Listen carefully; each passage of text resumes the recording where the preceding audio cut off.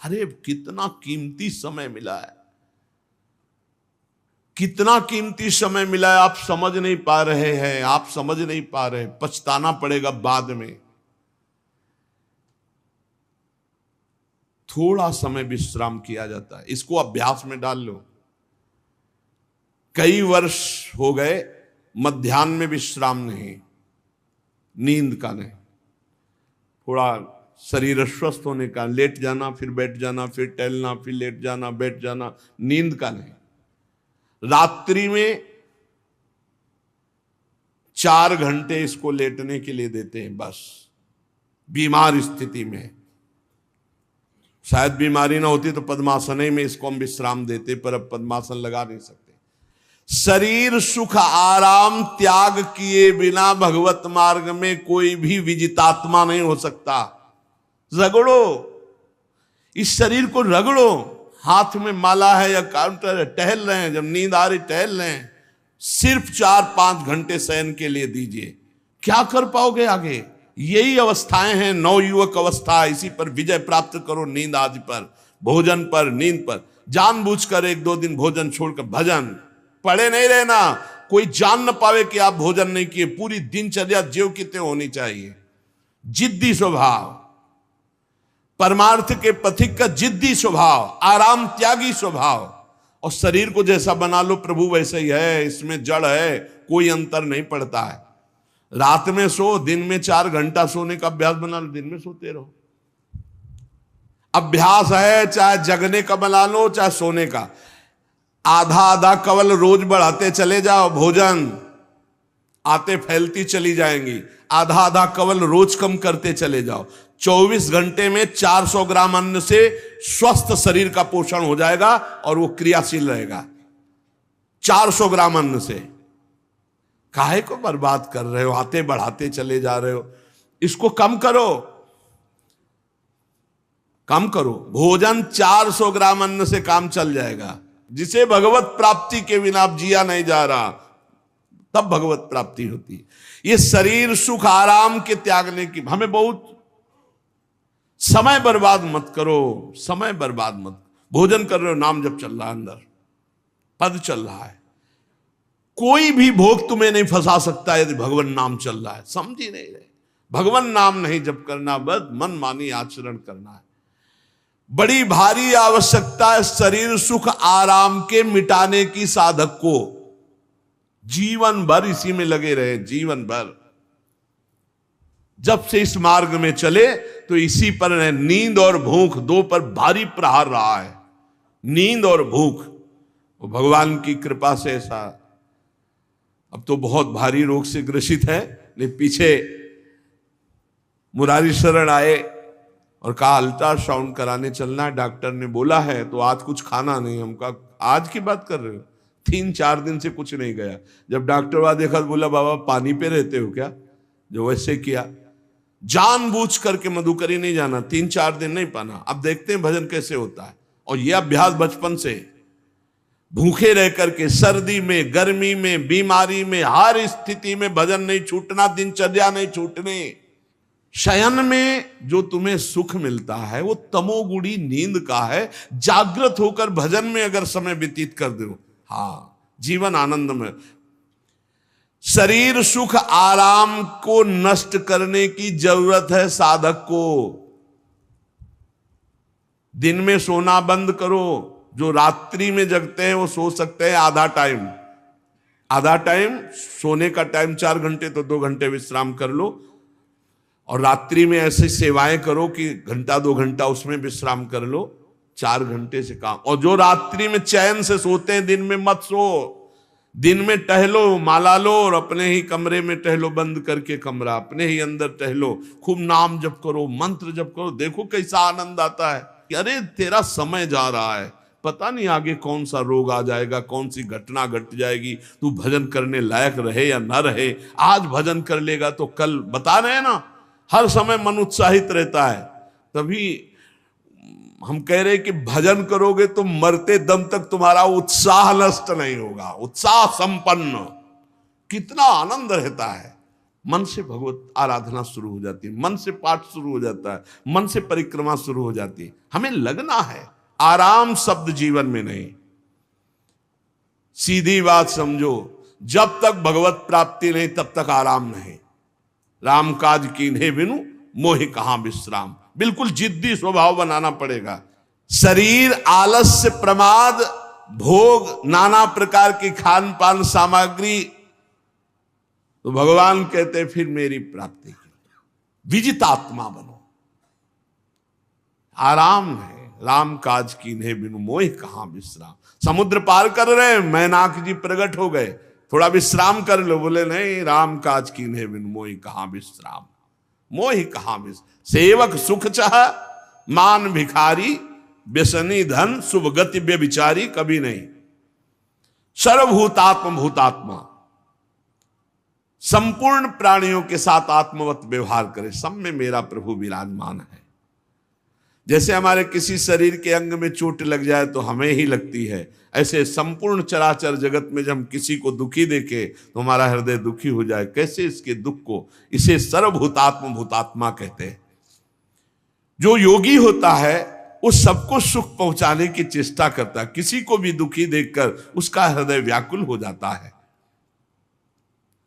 साधन में स्वाभाविक प्रवृत्ति नहीं होती, लगाना पड़ता है, इसलिए उद्देश्य दृढ़ रखो। अब हमको इसी जन्म में भगवत प्राप्ति करनी है। हम प्रियालाल की शरण में हैं।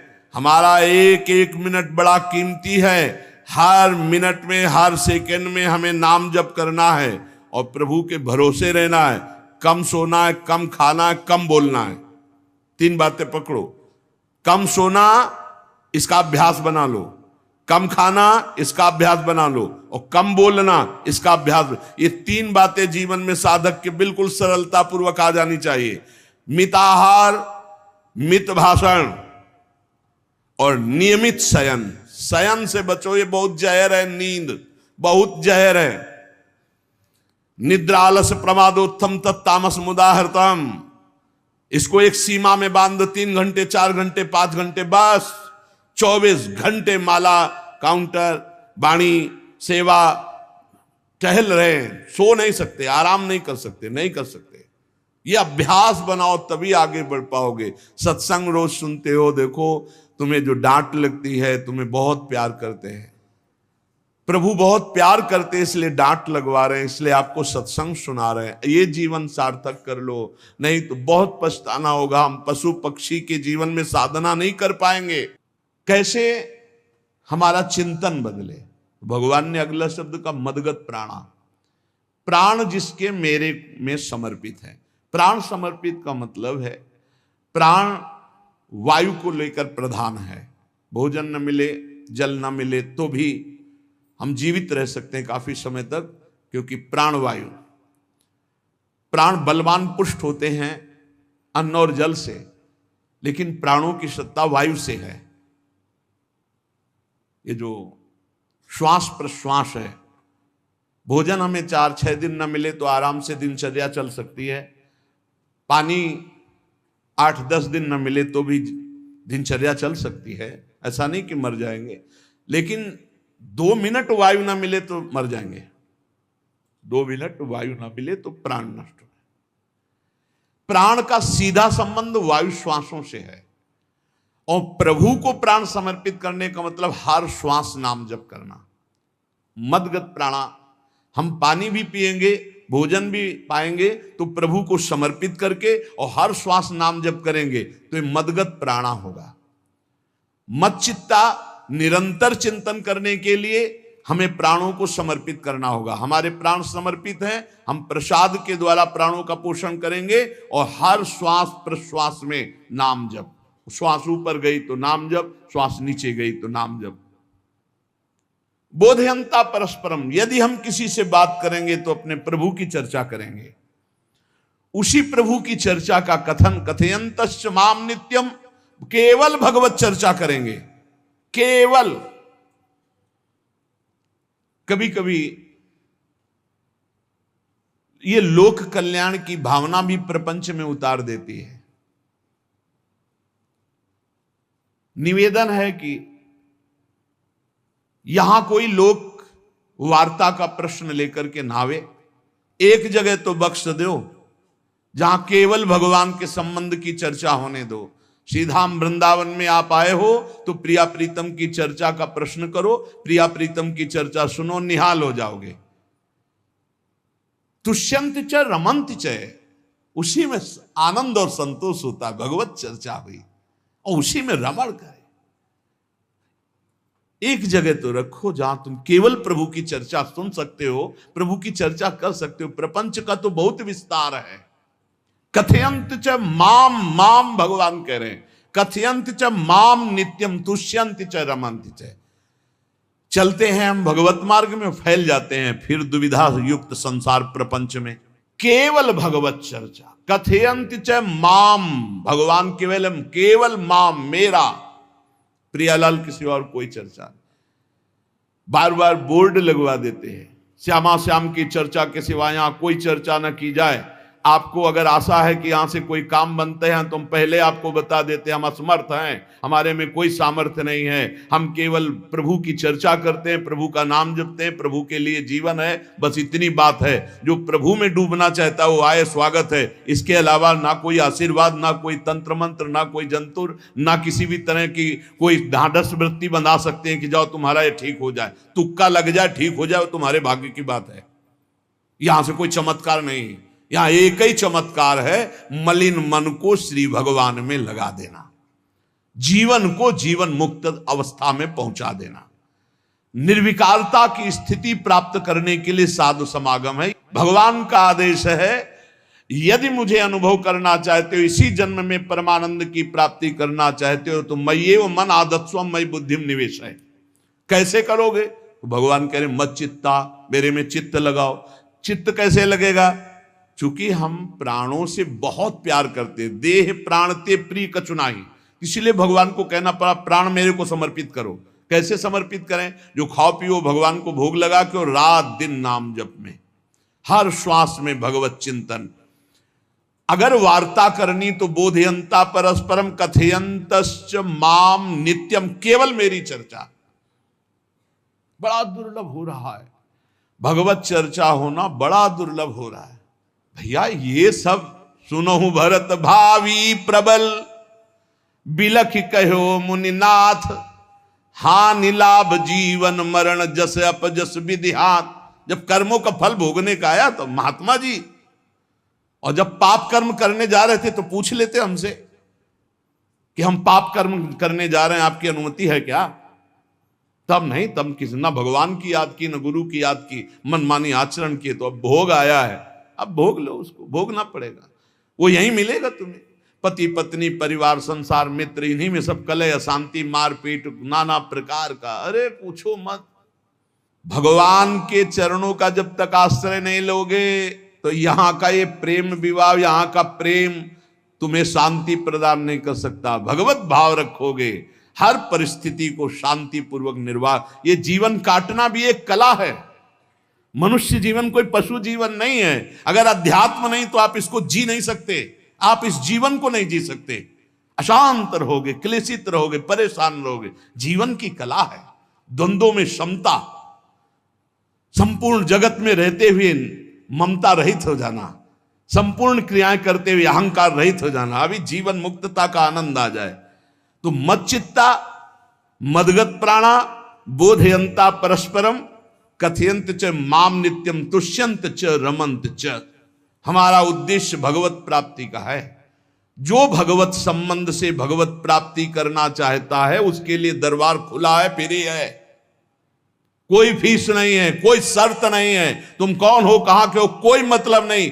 आपका केवल संबंध भगवान के संबंध से वार्ता होगी तो यहां हो सकती है। इसलिए सावधानी होकर हमारे समय को निरर्थक ना किया जाए। बहुत कीमती समय, जब प्रश्न होता है तो फिर उस पर चर्चा करनी ही होती है। हमें सिर्फ भगवान का आदेश है, कथयंतश्च माम नित्यम तुष्यंत च रमंति च। उसी में संतोष करना, उसी में रमण करना है। हमारा भरण पोषण श्री प्रिया जी से होता है, किसी व्यक्ति से नहीं होता है। हमारे यहां श्री श्यामा श्याम विराजमान है, उनका पूरा जगत है। तुम्हारी बुद्धि में मेड़ है, भेदभाव है, उनके लिए भेदभाव नहीं। सब मम प्रिय, सब मम उपजाए, तो हम अपने स्वामी के अनुसार चलेंगे। सब मेरे प्राणनाथ श्यामा श्याम के जन है, कोई भी हो, इतना ना छोटा ना इतना बड़ा, ना इतना प्रिय ना इतना अप्रिय, सब बराबर है। एक तरफ चाहे गुणात्मा, गुण से युक्त महात्मा, और एक चाहे दुरात्मा, दुर्गुणों से युक्त, दोनों को ऐसे दुलार करके श्री जी की तरफ बढ़ाने वाला मार्ग, ये मार्ग यहाँ का है। कथयंत च माम नित्यम तुष्यंत च रमंत च तेषाम सतत युक्ता नाम भजताम प्रीति पूर्वकम। जो सतत प्रेम पूर्वक मेरा भजन करता है, भगवान करे ददामि बुद्धि योगम तम, उसकी बुद्धि का योग मैं करा देता हूं। ये खास बात हुई, लगाने की चेष्टा हमने की मन बुद्धि को, और भगवान आकर मन बुद्धि में विराजमान हो गए। तेषामेवानुकंपार्थ महमज्ञानजं तमहा नास्यात्म्यात्म भावस्थो ज्ञान दीपेन भास्वता। भगवान कृपा करके उसके हृदय में ज्ञान प्रकाशित कर दिया। जब कोई सतत भजन करता है, प्राण प्रभु को समर्पित कर देता है, चित्त प्रभु में लगाए हुए प्रभु की चर्चा, भगवान उसके अंदर ज्ञान प्रकाशित कर देते, तो वो अनात्म भाव जो देह भाव था उसका नाश हुआ और वो भगवत भाव में स्थित हो जाता है। भगवान कह रहे हैं मत चित्तः सर्वदुर्गाणि मत प्रसादात् तरिष्यसि। जब कोई मेरे में चित्त लगाता है तो मेरी कृपा से सारे दुर्गुणों का नाश हो जाता है। महात्मा तो भगवान बनाते हैं। करो सत्य ते साधु समाना, मैं उसे साधु बनाऊं। हमारा कर्तव्य, हमारा चित्त प्रभु में लग जाए। मेरा चिंतन करो, भगवान का आदेश है, बस खास बात है चिंतन। हमारी प्रारंभ से विशेष श्रद्धा इसी बात में रही गुरु शब्द पे, कि रात दिन कोई भी चेतना युक्त क्षण ऐसा ना जाए जिसमें भगवत विमुखता हो। बस इसी बात की साधना जीवन भर रही। प्रारंभ में गुरुदेव ने कह दिया जब तक चेतना है तुम्हारे में, तो तुम्हारा जागृत अवस्था का चेतना युक्त एक भी क्षण व्यर्थ नहीं जाना चाहे। तो गुरु कृपा से यही प्रयास रहा है कि हमारा एक भी मिनट भगवान से विमुख न जाए। पूर्व में ऐसी स्वभाव वृत्ति बनाई थी कि लोगों को ये शंका होती थी कि ये बोल पाते हैं कि नहीं बोल पाते हैं, अर्थात इनके वाणी है कि नहीं है, मूक मौन, जटाओं का बोझा, एक वस्त्र, बस शांत। बुलाया गया, घंटा बजा तो पहुंच गए, प्रसाद लिए, उसमें एकांत, हर समय मंत्रा। कथा में बैठे हैं, अनुकूल वचन आया तो सुन लिया, नहीं पूरा का पूरा सत्संग ऐसे ही चला गया। हमारा मंत्र चल रहा है, एक क्षण भी मंत्र से बिलग नहीं। हमारा कर्तव्य है केवल चिंतन। चिंतन करोगे तो अभी मुक्त हो, अभी परिणाम में नहीं। अभी हम राधा बोल रहे हैं, अभी प्राण निकले, अभी श्री जी के पास पहुंच जाएंगे। भगवान की कृपा का बल और साधन का तुम्हारा पूरा प्रयास प्रयत्न, ध्यान रखो, दो से सिद्धि प्राप्त होती है। भगवान की कृपा का बल और आपकी पूरी साधना का प्रयास प्रयत्न, कायरता नहीं। भगवान की कृपा का बल और तुम्हारा पूरा प्रयास, पूरा प्रयत्न। देखो भगवान की दर्शन वृत्ति हृदय में जागृत हुई ध्रुव जी के पद को लेकर, कामना को लेकर। मैं भगवान का साक्षात्कार करूंगा, उनसे वरदान मांगूंगा कि मुझे सबसे श्रेष्ठ पदवी की प्राप्ति हो। चले, भगवान नारद जी मिले। पहला प्रलोभन, चलो अभी तुम्हें इस सम्राट पद पर नकार दिया। फिर भय, सांप हैं, बीछी हैं, जंगल के बड़े, और फिर यक्ष राक्षस, न जाने कौन कौन है। तुम अभी बालक हो, तुम्हें खा जाएंगे, तुम क्या तपस्या करोगे, क्या भजन। नहीं, इससे भी नहीं टिके। कुछ भी हो, कदम वापस नहीं जाएंगे, अब तो हरि की प्राप्ति। तो गुरु मंत्र दे दिया। 6 महीने बहुत ही देह भाव रहित होकर उच्च कोटि की साधना की। बालक होने पर यही मथुरा में, मधुपुरी में देह भाव रहित होकर के, क्योंकि जंगल में ऐसे ऐसे मच्छर बड़े बड़े ना, एक मच्छर मारे तो पूरा होश खराब हो जाए, पूरी चेतना जागृत। तो उस 5 वर्ष के राजकुमार के शरीर में कितने मच्छर चिपके रहे होंगे, क्या क्या भयावह। हमने तो सैनपुर में देखा, आसन लगाए बैठे, काला नाग सांप ऐसे फुसकार रहा है। पूरा दृढ़ निश्चय है कि अगर ये काटने का समय है तो काट लेगा, नहीं काटना तो बिल्कुल नहीं काटेगा, बैठे रहो। वो ऐसे पास से निकल गए, छाती से भी निकल गए हैं। निश्चय कि अगर काटना है काट। सैकड़ों बिच्छू, कभी ऐसे डंक नहीं मारा। और अगर काटना हो मारना हो ना तो बढ़िया महल में बैठे हो तो वहां जाके काट लेंगे। ध्रुव जी अपनी निष्ठा से कभी नहीं विचलित हुए। अब जब भगवान सामने आए तो आखिरकार 5 वर्ष के बालक घबरा गए। भगवान का तेज, भगवान का रूप, भगवान की महिमा। भगवान मुस्कुराए, कृपा दृष्टि से देखे, बल मिला, भगवान को देख पा रहे हैं। अब मन में आया कि मैं स्तुति कैसे करूं, क्योंकि कोई ज्ञान तो है नहीं। भजन किया, भगवान की प्राप्ति हो रही, लेकिन अब कोई ऐसा ज्ञान तो है नहीं जिससे भगवान का स्तवन करे। भगवान की तरफ देख करके कुछ कहना चाहते हैं, पर क्या भगवान को कहें ये ज्ञान नहीं। तो भगवान ने अपने ज्ञान स्वरूप शंख का ध्रुव जी के कपोल पे स्पर्श करा दिया। जो भगवान कह रहे, ज्ञान तो मेरी कृपा से होता है। अभी पीछे इस श्लोक में भगवान ने कहा, तेसा मेवानुकंपार्थ महमक ज्ञानजम तमः नाशयाम्यात्म भावस्थो। अनात्म भाव का ये जो आत्मस्वरूप अनात्म देह में भाव आ गया है, इसके नाश का जो ज्ञान होता है ये भगवान की कृपा से होता है।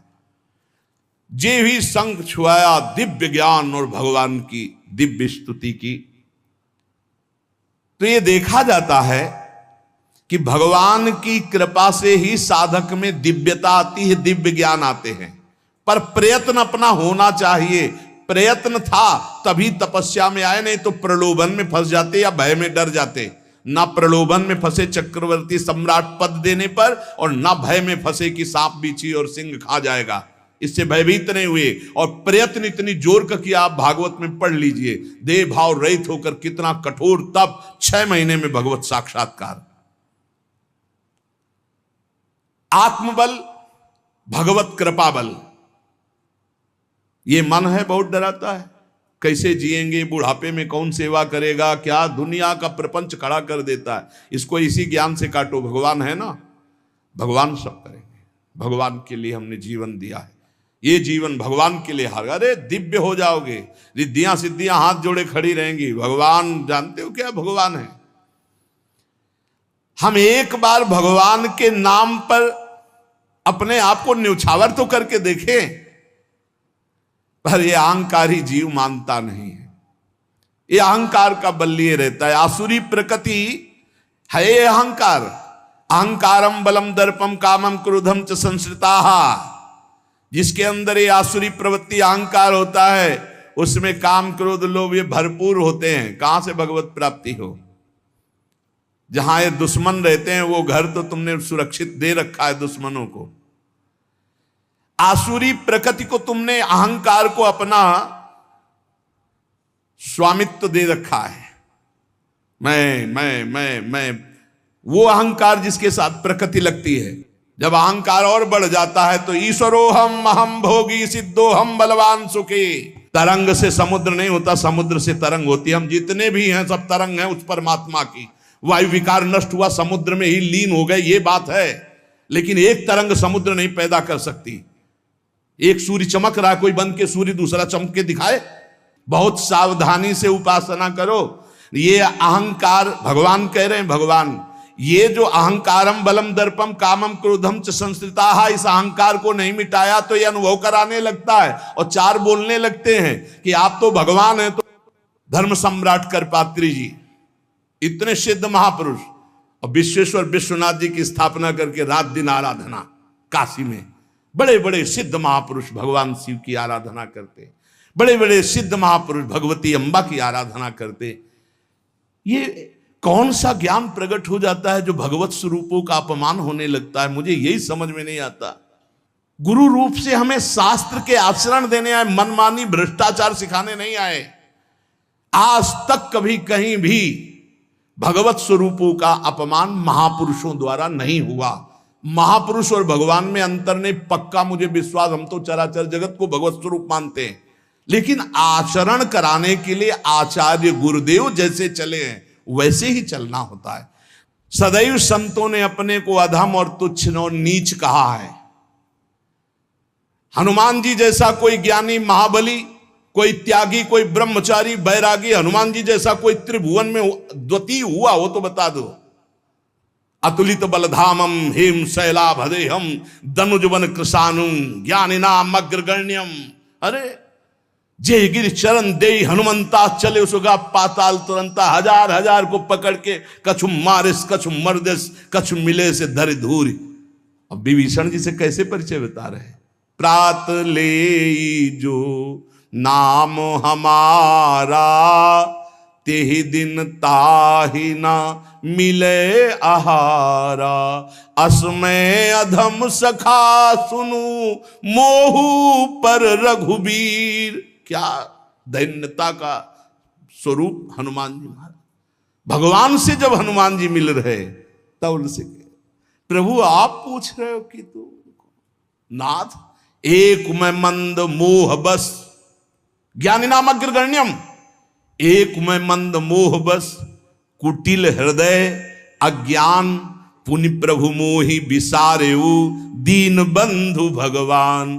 जय प्रणतारित भंजन चरणों में लौट गए हनुमान जी महाराज। सबरी जी भगवान सामने बैठकर स्तुति करते हैं। जो नवधा भक्ति है वो उपदेश नहीं है, सबरी जी की स्तुति है। ये सब भक्ति सबरी जी में विराजमान, क्योंकि उसी समय सबरी जी भगवत धाम जाती है तो उपदेश तो उसको दिया जाता है जो आचरण में उतारे। सबरी जी तो सिद्ध महापुरुष अभी भगवत धाम जा रही भगवान के सामने ही।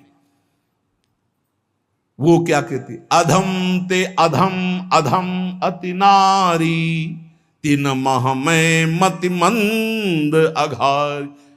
हरिवंश महाप्रभु क्वाहम तुच्छ परम अधम प्राण्य हो गर्ह कर्मा यत्तन्नाम स्फुरति महिमा हरेश वृंदावनस्य।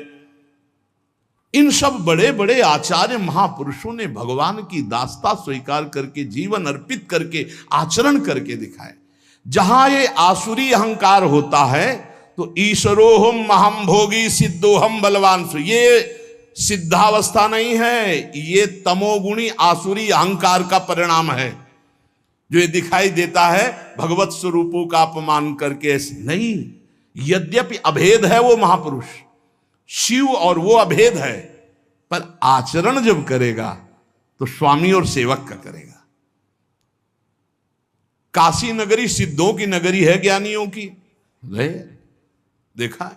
बड़े बड़े सिद्ध परमहंस जाते हैं शंकर जी के दर्शन करने, विश्वनाथ जी के, तो जिनकी कमंडल भी नहीं दिगंबर है ना, तो वो भी ऐसे हाथ उठा के नमः पार्वती पते और बस ऐसे सर झुकाए खड़े रहते हैं।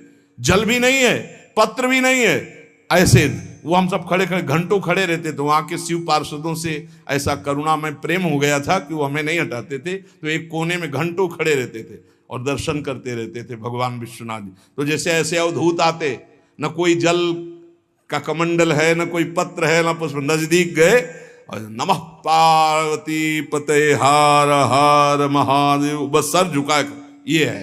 और स्वयं शिव स्वरूप है, इतना अंतर नहीं ब्रह्मबोध में। भक्तों में भी कभी कभी आम प्रकट होता है, वो वाणी से आपको दिखाई देगा, लेकिन वो आसुरी अहंकार नहीं होता। ध्यान रखना, ये उनका भागवतिक बल होता है, ये आसुरी अहंकार नहीं होता। जैसे जनक जी की सभा लगी हुई है, भगवान श्री राम लक्ष्मण जी विराजमान है विश्वामित्र जी के समीप बड़े सौम्य भाव से। जनक जी महाराज ने देखा कि बड़े बड़े वीर आए पर धनुष यज्ञ में धनुष को अजगों को कोई उठा ही नहीं पाया, खंडन की तो बात जाने दो। रावण बाणासुर आया, आरती प्रणाम करके चले गए। अब आशा ही खत्म हो गई, कोई उठाने वाला ही नहीं, तो उन्होंने उनका वीर विहीन मही मैं जानी। अब मैं आज जान गया कि पृथ्वी वीरों से रहित हो गई। अगर मैं ऐसा जानता